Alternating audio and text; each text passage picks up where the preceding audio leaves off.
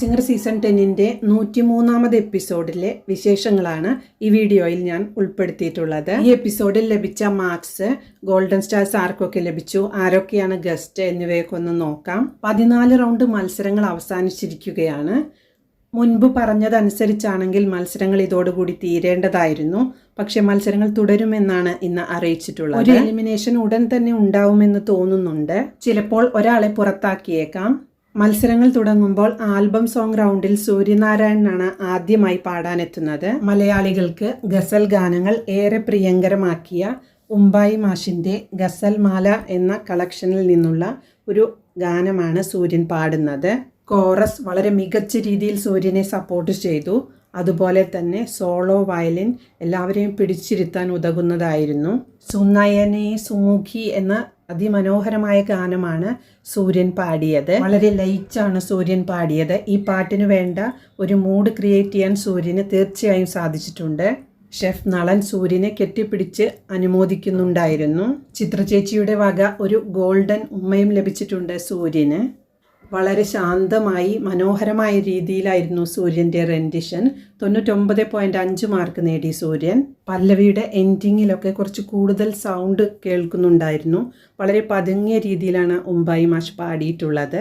Rank ടേബിളിൽ സൂര്യൻ 7ാം സ്ഥാനത്ത് നിന്ന് അങ്ങനെ 4ാം സ്ഥാനത്ത് എത്തിയിരിക്കുകയാണ്.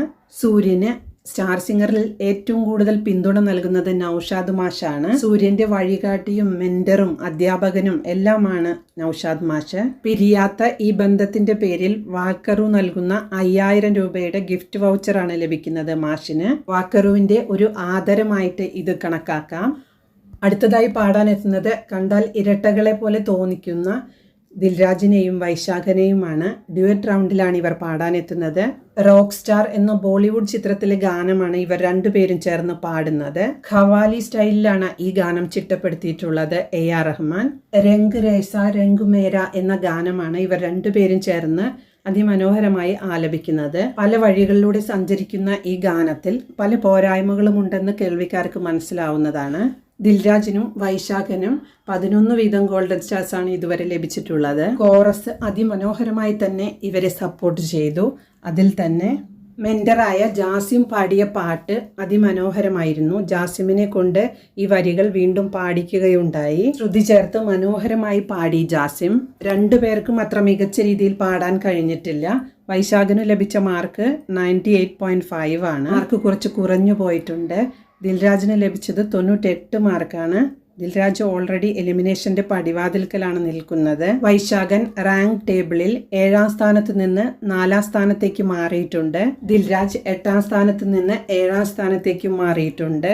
കൃഷ്ണശ്രീയുടെ ഒരു പെർഫോമൻസ് ബാക്കിയാണ്.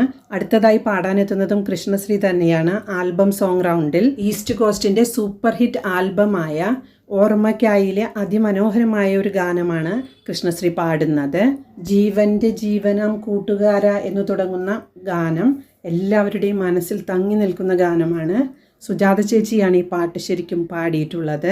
അതിമനോഹരമായ ഈ ഗാനം കൃഷ്ണശ്രീ വേറെ ലെവലായാണ് പാടിവെച്ചത്. വളരെ ഹസ്കിയായി എല്ലാ എക്സ്പ്രഷനും ഇട്ടുകൊണ്ടാണ് കൃഷ്ണശ്രീ പാടിയത്. കൃഷ്ണശ്രീക്ക് ഇതുവരെ 19 ഗോൾഡൻ സ്റ്റാർസ് ആണ് ലഭിച്ചിട്ടുള്ളത്. ഏറ്റവും കൂടുതൽ കൃഷ്ണയ്ക്ക് തന്നെയാണ്. തൻ്റെ എക്സ്പ്രഷനും കോൺഫിഡൻ്റായ മുഖഭാവവും ചലനങ്ങളും എല്ലാമായി കൃഷ്ണശ്രീ എല്ലാവരെയും കയ്യിലെടുത്തിട്ടുണ്ട്. ചിത്രചേച്ചി പാടിത്തീരുന്ന ശേഷം അടുത്തേക്ക് വിളിച്ച് ചെവിക്കൊരു കിഴുക്ക് കൊടുക്കുന്നുണ്ട്.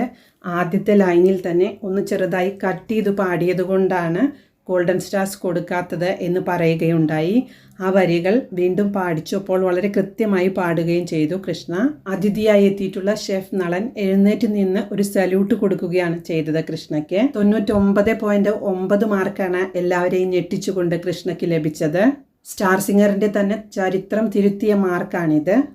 ചെറിയൊരു കട്ടിങ്ങിന്റെ പേരിൽ ഗോൾഡൻ സ്റ്റാർ കൊടുത്താൽ അത് പിന്നീട് പ്രോബ്ലം ആവുമെന്ന് തോന്നിയിട്ടായിരിക്കാം ഇങ്ങനെയൊരു മാർക്ക്. റാങ്ക് ടേബിളിൽ 8ാം സ്ഥാനത്ത് നിന്ന് കൃഷ്ണശ്രീ നേരെ പോകുന്നത് 2ാം സ്ഥാനത്തേക്കാണ്. 1391.9 മാർക്കാണ് ഇതുവരെ നേടിയത് കൃഷ്ണ. 14 റൗണ്ട് മത്സരങ്ങൾ കഴിഞ്ഞപ്പോഴുള്ള ടോപ്പ് 5 ആണ് ഈ സ്ക്രീനിൽ കാണുന്നത്. ലാസ്റ്റ് 3 ആണ് അടുത്തതായി സ്ക്രീനിൽ കാണുന്നത്.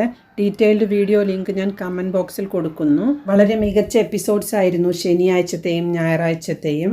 ഗുരുകുലത്തിന് ലഭിച്ച ടോട്ടൽ സ്കോർ 793ഉം കോൺവെൻറ്റ് സ്കൂളിന് ലഭിച്ചത് 792.4ഉമാണ്. ഗുരുകുലമാണ് ജയിച്ചത്.